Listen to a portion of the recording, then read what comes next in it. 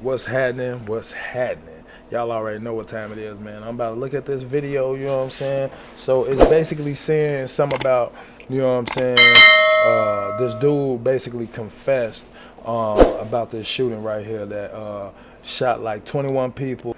You know what I'm saying? We're going to go ahead and get into this video, you know what I'm saying? Like, comment, subscribe, share, you know what I'm saying? Let me know your thoughts on it. We're going to go ahead get into this video right now. Let's go.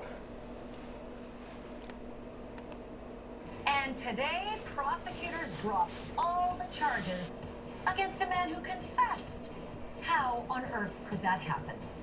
Plus, after They say he confessed to doing this, man. My bad. He confessed. That's crazy. was waiting Let's get back to it. outside, they shot 23 people, killing 3 of them before Oh, peeling killing out 3. in that white Nissan. What I say? 2 8. men were I arrested. know, something like One confessed. But today, all charges against that guy who confessed were dropped, which means 20-year-old Warneric Buckner That's dude right is there. walking. Dude right there. He did the confession. He probably told on everybody and everything. You know what I'm saying? Like, but check this out. Away free. And we are not talking about little charges here. We're talking about the most serious that there are. Death penalty eligible. Damn. 3 counts of first-degree murder and 20 counts of attempted murder. It defies logic how this happened. But here's what seems to have happened. Prosecutors say it is true homicide detectives were able to get that confession out of Buckner. But it is the timing of that confession that just doesn't seem to square with the law. And because of that, they had no choice and had to cut him loose. I want to go right now to News Nation's Brian Enton, who's in Miami with more. Brian, this just doesn't seem That's like crazy. it's possible. What was wrong with the confession?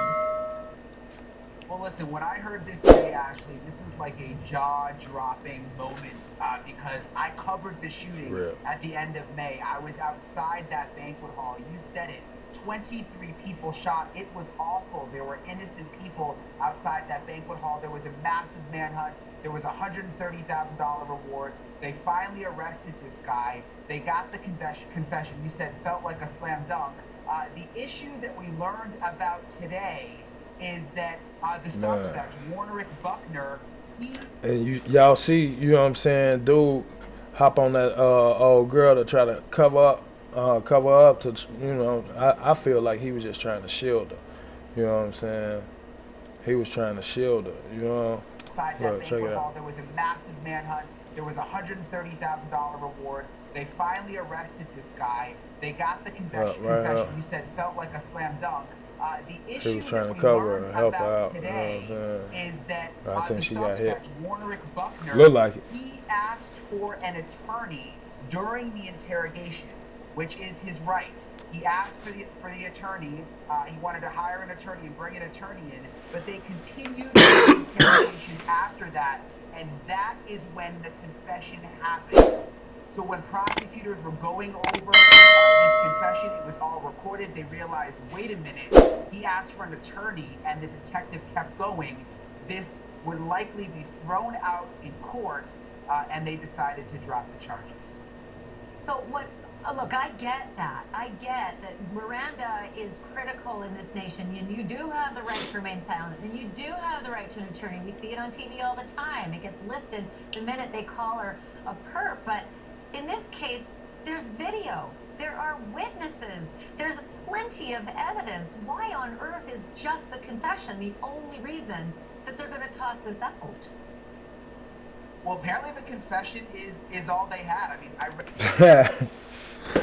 Damn. She was saying that it was so much evidence, but he was like, nah, the confession is all they had. If they wouldn't ever had the confession, they wouldn't have had nothing. You know what I'm saying? Read the closeout memo very, very carefully from the Miami-Dade County State Attorney, and they said there that they needed to prove this beyond a reasonable doubt, and without that confession, they could not do that. So he went from being charged with 20 counts of attempted murder and 3 counts of murder to it all being dropped today. And just tonight, Ashley, this man walked out of the Miami-Dade County Jail. Okay, just get me off the ledge, though. Tell me that this isn't over, that they're going to continue investigating, that they're going to continue to try to gather something else in order to effectuate, like, a rearrest or maybe an actual prosecution of this guy? It's possible, but again, he's out of jail. He walked out tonight. There could be a rearrest. The state attorney was clear today that this is still an open investigation, and what they said was if there is a discovery of new evidence, it is possible that he could be prosecuted. The police said that they are also continuing to investigate. They want to bring justice to the families. But again, it appears that evidence doesn't exist right now because they let him walk out of jail tonight. It's just maddening, especially when you see that video. I mean, innocent people just mowed down. You can see people actually taking bullets. It's horrifying. Brian Entin, thank you for the reporting tonight. I agree, and I watch this, and my blood boils to think that they've got to let a guy go. And again, we're not talking about mere charges here. We're talking about the most serious, first degree and attempted murders. I want to bring in veteran criminal defense attorney and former Miami prosecutor Mark Eiglarz. This is your state, Mark, and I know Florida doesn't look kindly on people who do this kind of crime. That's why the death penalty is alive and well in Florida. Hey, that's real crazy though. You know what I'm saying? Like, I don't know, man. I don't know how they even describe that one. He definitely got away with that one. I don't know how. I mean, I know how. I see how. We all see how. But still, like, damn, Miranda.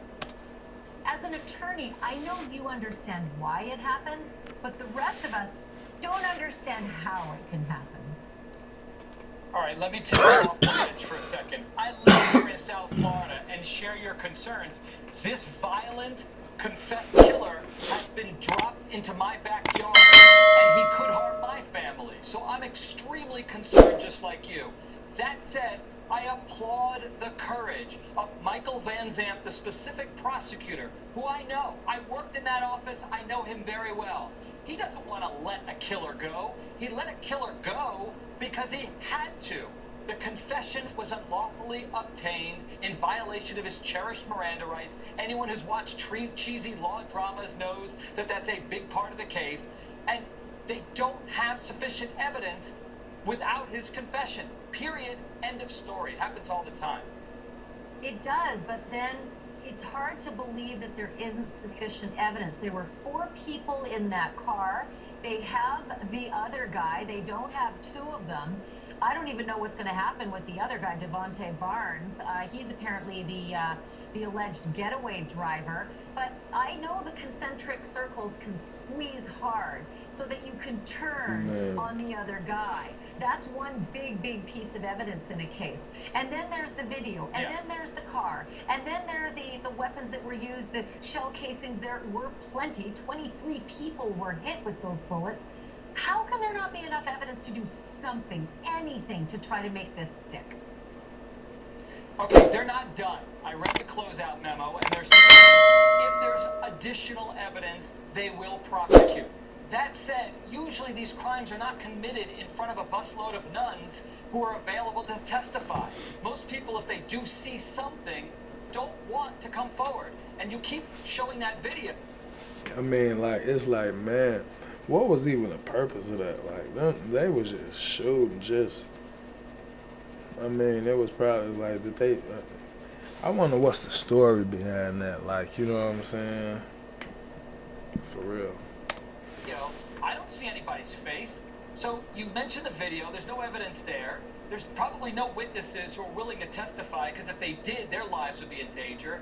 It's unfortunate. I get it. I feel for everyone, including me who lives in this community. But most prosecutors wouldn't have the courage to drop the charges. What they would do is they'd say, no, we're going to file it. Then the defense lawyer, like myself, would file a motion to suppress. We would get the confession thrown out, and then the charges would be dropped. And the prosecution would look like the hero because they brought the charges, but they'd be wasting everyone's time, energy, and they'd raise expectations when they shouldn't have. So they're going to keep eyes on him, right? Because this guy could probably feel real bold right about now and maybe not quite as smart as he should be, meaning there may be some braggadocious behavior, lots of things that could be on wiretap. Like, there's a way to still reel a guy in after they let him go. Yes, but listen, I don't ride a unicorn and I live in the real world. You think that they're spending precious resources following the guy around, just keeping an eye on him? Maybe in some, like, television show, but in reality, they don't have the resources. They're not following him around. So the reality is they will wait until he commits another offense, But Mark, and then you'll be on yelling and screaming. I do. Yeah. I do think they're going to follow them around. Maybe not for shoplifting, but for 3 counts of first-degree murder and 20 counts of attempted murder. I do think that they would dedicate precious resources. At least a few years. You know, there's no statute of limitations on murder. No, I get it, but you're going to just devote, what, how many officers? 1, 2, and just follow him around, and it's just not reality. They're not going to do it. It's unfortunate, but they're not going to do it. They will wait to see if there's someone who comes forward, maybe one of the co-defendants, like you say, who they have real evidence against, and then they're willing to flip and testify against him, which is unlikely, because usually they don't do that. This is unfortunate, but the system worked. Yeah, okay, last question, and this is a tricky one because I have to word it carefully. Back when we were covering this, I recall that a lot of people said this looks like it's gang violence. Well, it sure looks like it. But then there was some question about gang. We were told we had to call it group, whatever group violence is. Now, most of the reporting is back to gang. And so the way I get it, from having covered crime for almost, 24 years, 33 now, there's gang units. 24 to 33. That's a big jump, woman.